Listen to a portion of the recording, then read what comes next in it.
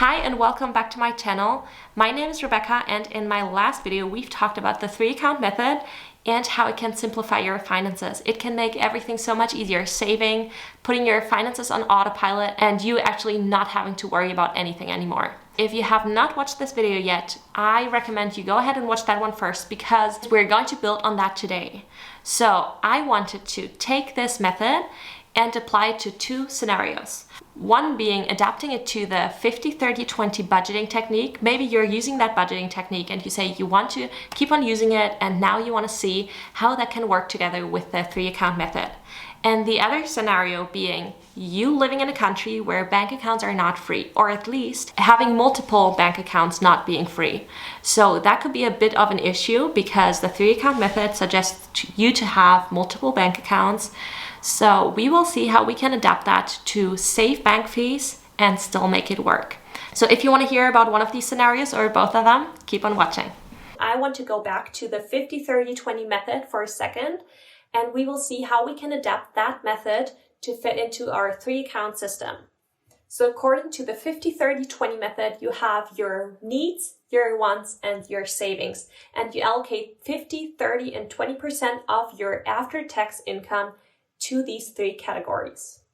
If we think about the need category for a second, that includes all the bills that we have every month that we can't avoid, whether it be housing, like rent, utilities, mortgage payment, your insurance payments, your minimum debt repayment, your monthly car payment, or your bill for your public transportation card. That is all part of the need category. So all of these expenses that I have just mentioned have a fixed amount. They are bills, we have the obligation to pay them, so they will go into our bill category and they will be paid out from our master's account.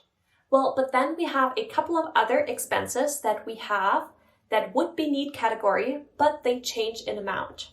So that includes gas, other transportation costs, our basic groceries, and childcare if you have that. If you have certain bills for your children each month that are an obligation, then obviously this is also the bill category and will come out of your master account. But all of the other ones, for example, the gas and the groceries, I recommend paying them from your spending account because your spending account will cover everything that you are paying in the month. So your spending account will be a credit card, debit card. Maybe you will link your Apple Pay or Google Pay with that. This is how you're going to pay for things each month.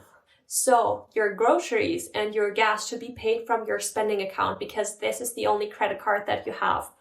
The one category from the 50-30-20 rule is easy. Everything will be paid out from your spending account. And then the 20% of your monthly after-tax income will go directly to your savings and investing. So if we take the 50-30-20 budgeting technique and we actually can make it 50, 30, and 20%, then that means 20% of your after-tax income will go directly to savings, or maybe 10% to investing, 10% to savings. And then 30% will go to your spending account, plus the money that would go to gas or other transportation costs and your basic groceries. So this way you have divided your paycheck completely and you're good to go. There's one more thing I quickly want to talk about, and that is how to adapt this 3-account method to avoid bank fees. Here in Germany, for example, most checking accounts are not free. You either have to use the account as your salary account, the account where you get paid your paycheck into. That means your master account is free of charge. There are some accounts that you can avoid the fee by receiving 700 euros each month.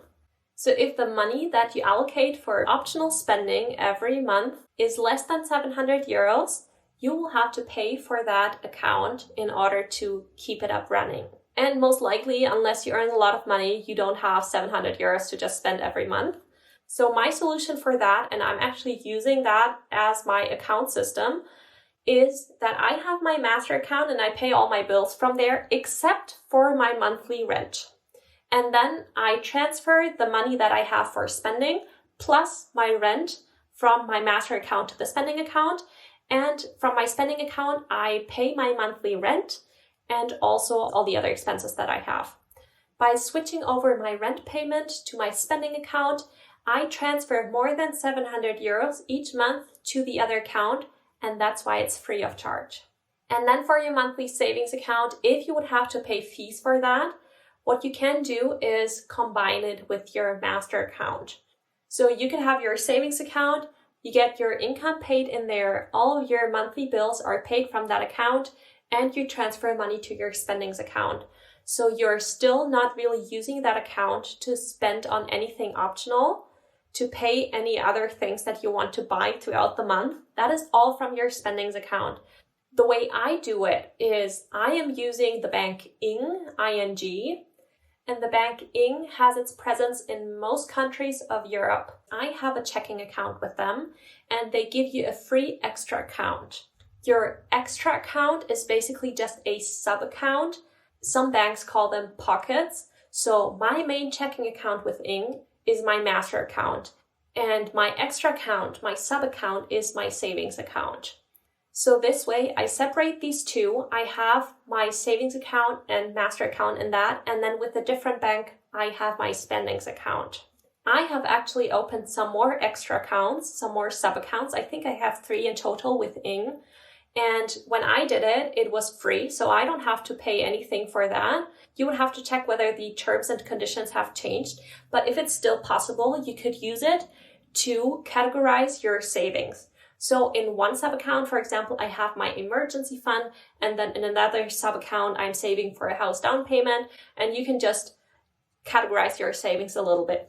So that is the solution. I recommend to avoid bank fees here in Germany and maybe some other European countries, but obviously adapt it to your needs and your country. Try to avoid bank fees because for the most part, it's not really necessary to pay for a bank account.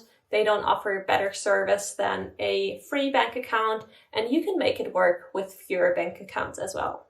So that was the 3-account method. I hope you liked this video. I hope it was helpful. I tried to make it as practical as possible. Go ahead and apply it right now. Open another bank account if you just have one. Set it all up to make sure that you're saving every month, that your bills are paid, and you can just lean back and relax now. You've done all the work, and maybe you want to watch some more videos that I'll link right here. I'll see you in the next video. Bye!